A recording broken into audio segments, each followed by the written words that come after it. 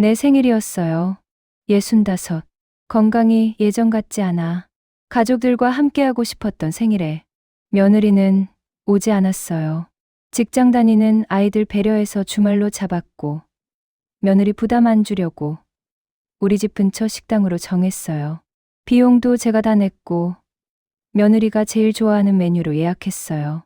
그런데 단풍 구경이 더 중요했대요. 전화 한 통도 없었어요. 생일 축하 문자조차. 아들은 혼자 왔어요. 두 딸은 아들을 보며 혀를 찼죠. 그날 저는 알았어요.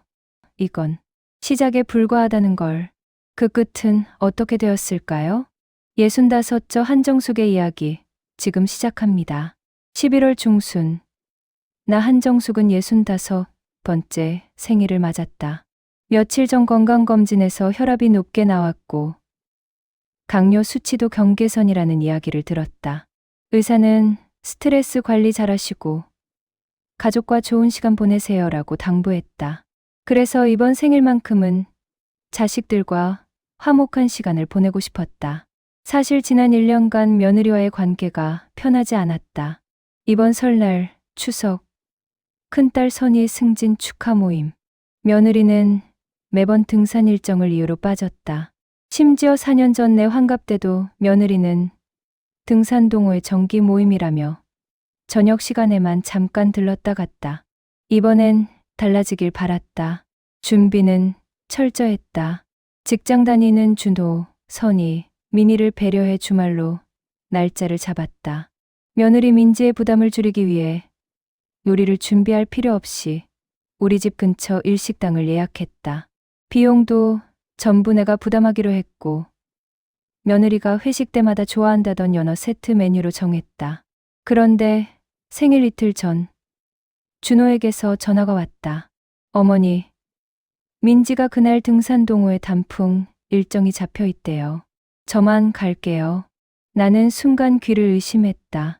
시어머니 생일보다 단풍이 중요하다는 건가? 준호야, 이번만은 일정 조정 못하니? 어머니 생일인데 1년 전부터 잡아둔 날짜잖아. 어머니, 민지가 이미 돈을 다 냈대요. 환불도 안 된대요. 그리고 이번 11월 단풍 시즌은 1년에 한 번밖에 없어서.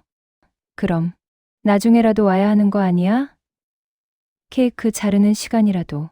어머니, 그날 일정이 아침 일찍부터 저녁까지래요. 그냥 제가 열심히 할게요. 그날 저녁 나는 혼자 앉아 눈물을 흘렸다. 며느리로부터 생일 축하 문자는 물론 전화도 오지 않았다. 생일 당일 오전 나는 식당 예약을 다시 확인하고 아이들이 좋아할 만한 케이크도 따로 주문했다. 점심 12시 식당에는 준호만 덩그러니 혼자 왔다. 두 딸 선유와 민희는 동생의 빈손을 보며 얼굴을 찌푸렸다. 준호야, 새언니는 또 등산 갔어? 진짜 이해가 안 돼. 어머니, 생일인데 이번 설날에도 안 왔잖아. 추석도. 이번엔 또 무슨 핑계야? 얘들아, 민지도 나름 사정이. 무슨 사정? 새언니가 직장 다니는 건 알아. 근데 주말인데도 못 온다는 게 말이 돼? 어머니가 얼마나 준비하셨는데. 준호는 더 이상 대답하지 못했다.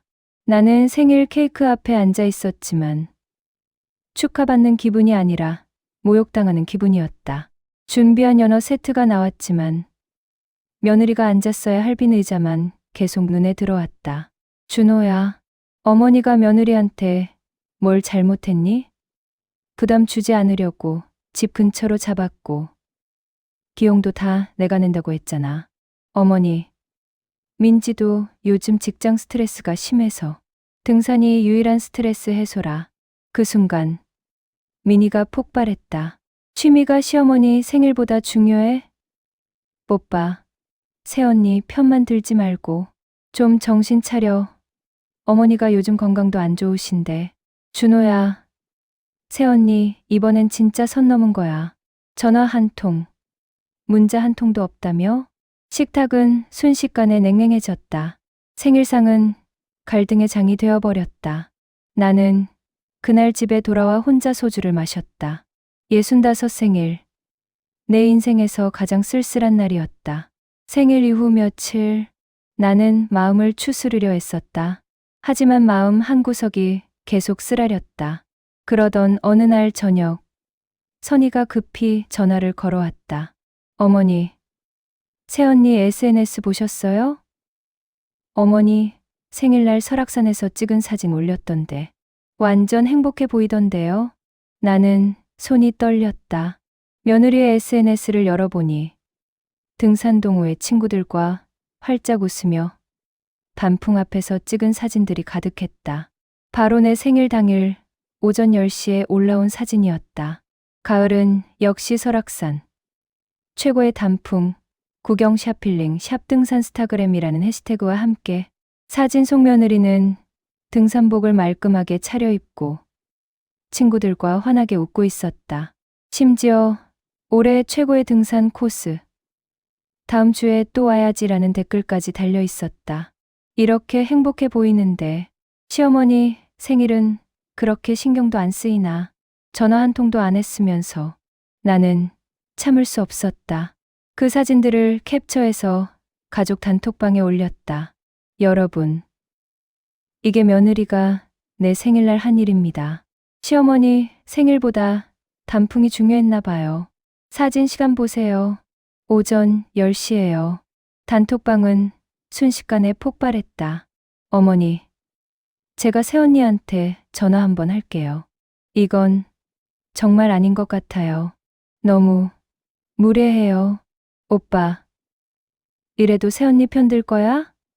이건 상식 이하잖아. 새언니가 어머니를 너무 무시하는 거 아니야? 전화 한 통 못할 정도로 바빴어? 얘들아, 그냥 넘어가자. 민지도 사정이 있었을 거야. 어머니, 이 사진 내리시는 게 무슨 사정? 직장도 아니고 취미 활동인데 전화 한 통 못해? 5분이면 되는데. 준호야, 새언니 생각만 하지 말고 어머니 입장도 좀 생각해봐. 어머니가 얼마나 서운하셨겠어. 4년 전 환갑 때도 제대로 안 왔고 이번 설날 추석도 다 빠졌잖아. 그런데 며느리 민지가 단톡방에 처음으로 메시지를 남겼다. 어머니, 제 SNS를 왜 감시하세요? 저도 제 삶이 있어요. 제가 환불 안 되는 등산 일정 때문에 못 간 거잖아요. 더 이상 이 단톡방에 있고 싶지 않네요. 그리고 며느리는 단톡방을 나갔다. 어머니, 너무하신 거 아니에요? 민지 SNS를 캡처해서 올리시면 어떡해요? 준호도 단톡방을 나가버렸다. 나는 며느리를 비난하려 했는데 오히려 아들까지 잃은 기분이었다. 선유와 민희는 단톡방에 남아 나를 위로했다. 어머니, 괜찮아요. 준호랑 새언니가 잘못한 거예요. 어머니는 아무 잘못 없어요. 맞아요. 새언니가 너무 심했어요. 어머니, 저희가 있잖아요. 하지만 나는 마음이 편하지 않았다. 아들과의 연락이 끊긴 것 같았다. 며칠 후, 나는 며느리의 SNS를 계속 살펴보게 되었다. 그러다가 충격적인 사진을 발견했다. 등산 동호회에서 특정 남자와 자주 찍힌 사진들이 여러 장 올라와 있었다. 40대 중반으로 보이는 남자는 며느리 옆에서 환하게 웃고 있었다. 오늘도 박 코치님 덕분에 정상 등정 성공. 감사합니다라는 글까지 있었다. 다른 사진들을 보니 그 남자와 며느리가 단둘이 찍은 사진도 있었다. 박 코치님과 개인 레슨 후 인증샷이라는 문구와 함께 나는 심장이 두근거렸다. 혹시 며느리가 등산을 핑계로 다른 남자를 만나는 건 아닐까? 나는 즉시 준호에게 전화했다. 며칠간 연락이 없었지만 이건 너무 중요한 문제였다. 준호야, 너 며느리 등산 동호회에 남자 코치 있는 거 알아? 어머니, 그냥 등산 배우는 거라고요. 왜 또 민지 SNS 보세요? 배우는 게 아니라 둘이 너무 친해 보여. 사진 좀 봐봐. 단둘이 찍은 사진도 있어. 어머니, 그만하세요. 민지는 그런 사람 아니에요. 전화는 끊겼다. 하지만 나는 멈출 수 없었다. 며느리가 등산에 빠져 있는 동안 손주 지훈이가 방치되고 있다는 생각이 들었다. 며칠 후 지훈이 학원 선생님에게서 전화가 왔다. 할머니, 지훈이가 요즘 학원을 자주 빠지고 숙제도 안 해와요. 집에서 좀 챙겨주셔야 할 것 같아서요. 나는 가슴이 철렁 내려앉았다. 며느리가 등산만 다니느라 아이를 제대로 돌보지 못하고 있구나. 나는 다시 준호에게 전화했다. 준호야, 지훈이 학원 선생님한테 전화 왔어. 지훈이가 학원도 빠지고 숙제도 안 한대. 며느리가 등산만 다니느라 아이를 방치하는 거 아니야? 어머니, 민지도 회사 다니면서 힘들어요. 제가 챙기고 있어요. 그럼 지훈이 우리 집에서 키우자. 며느리는 등산만 다니고 너도 회사 다니느라 바쁘잖아. 내가 키우면 제대로 챙길 수 있어. 어머니, 그건 절대 안 됩니다. 지훈이는 우리가 키워요. 전화는 또 끊겼다. 그날 저녁 선희에게서 전화가 왔다.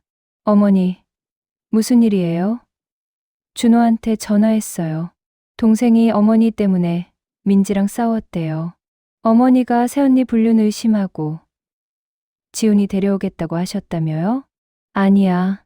나는 그냥 손주 걱정돼서. 어머니, 저도 새언니 잘못했다고 생각해요. 근데 이건 좀 심하신 것 같아요. 불륜은 아니잖아요. 언니. 그래도 새언니가 너무 의심스러운 건 사실이잖아. 매주 등산 다니는 게 정상이야? 어머니 걱정하시는 게 당연하지. 선유와 민희도 의견이 갈렸다. 가족은 점점 더 분열되고 있었다. 며칠 후 민희가 새로운 가족 단톡방을 만들었다. 며느리와 준호를 제외한 나와 선희, 민희만의 단톡방이었다. 어머니, 새언니 너무 심한 것 같아요. 오빠도 새언니 편만 들고 우리끼리라도 이야기해요. 그래도 준호 빼놓고 단톡방 만드는 건 좀. 언니, 오빠는 어차피 새언니 편이잖아. 어머니 편은 우리밖에 없어. 나는 복잡한 마음이었다. 한편으로는 딸들이 내 편을 들어줘서 고마웠지만 다른 한편으로는 가족이 이렇게 갈라지는 게 괴로웠다. 그런데 며칠 후 준호에게서 문자가 왔다. 어머니, 제 친구들한테 들었는데 어머니가 민지 욕하고 다니신다면서요? 민지가 바람핀다고 말씀하셨다며요?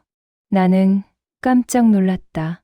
내가 며칠 전 교회 친구들에게 며느리 이야기를 하긴 했다. 우리 며느리가 등산 코치랑 너무 친해 보여서 걱정이라고 말했는데 그게 소문으로 퍼진 것 같았다. 준호야, 그게 아니라 내가 그냥 걱정돼서. 어머니, 민지 명예를 훼손하신 거예요. 민지가 얼마나 상처받았는지 아세요? 이제 정말 참을 수 없어요. 전화는 끊겼다. 나는 손이 떨렸다. 내가 잘못한 걸까? 하지만 며느리가 먼저 나를 무시한 것 아닌가? 선희에게서 전화가 왔다. 어머니, 새언니 불륜 의심하신 거 소문났어요. 준호가 정말 화났대요. 어머니, 이건 좀 심하셨어요. 나는 그냥 걱정돼서 친구들한테 이야기한 것뿐인데 어머니 잘못 없어요.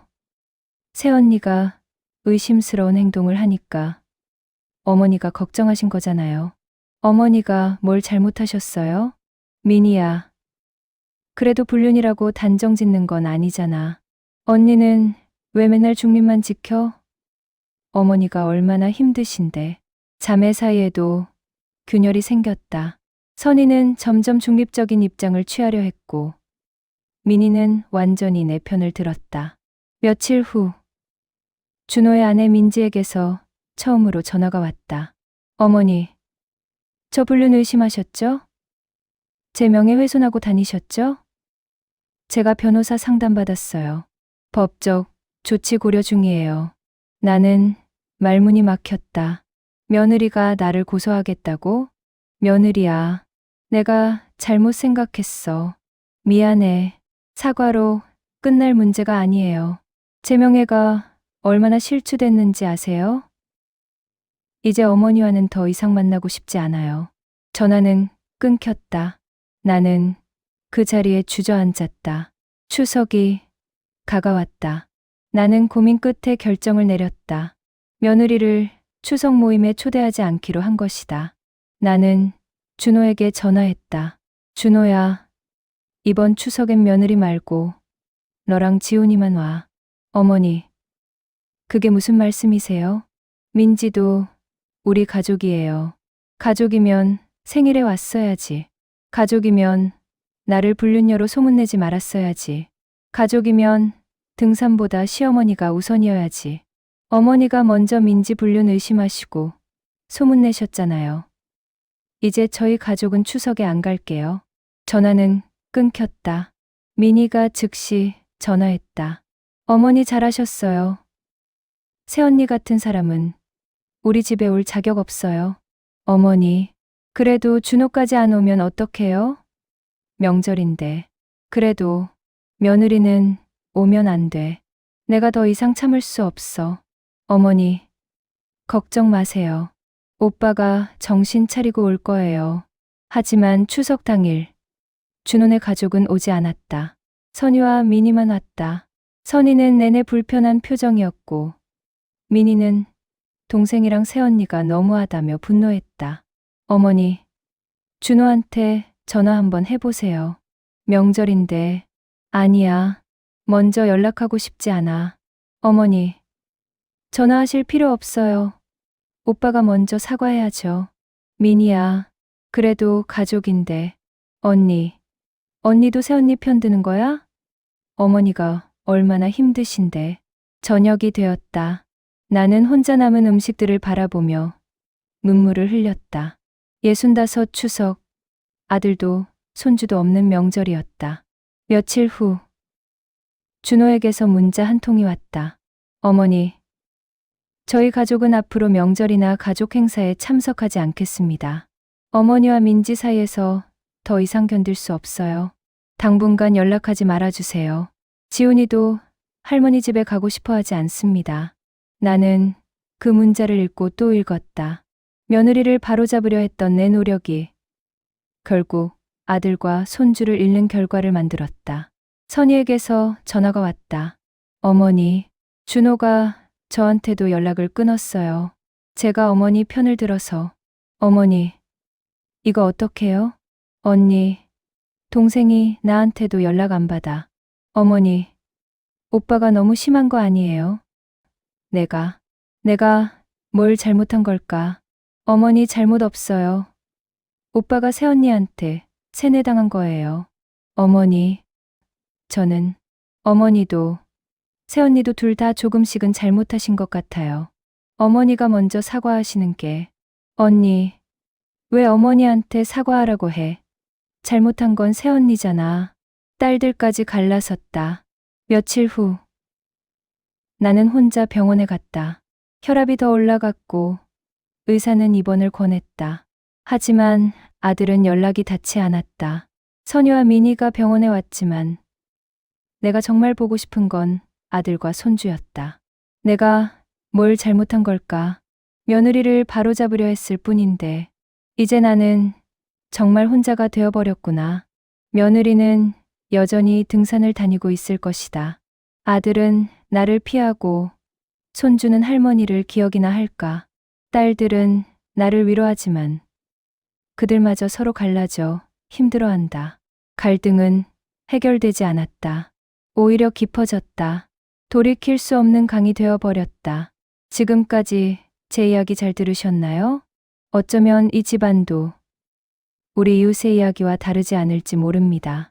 가족이라는 이름, 그 아래 숨겨진 오해와 분노, 그리고 외로움. 여러분 같으면 저는 어떻게 해야 할까요? 며느리가 잘못한 걸까요? 아니면 제가 너무 심했던 걸까요? 이제 와서 후회해도 돌이킬 수 없는 것들이 너무 많습니다. 오늘도 시청해 주셔서 정말 감사드리고 여러분의 의견이나 경험이 있다면 댓글로 꼭 남겨주세요. 함께 이야기 나누며 서로를 이해할 수 있길 바라겠습니다.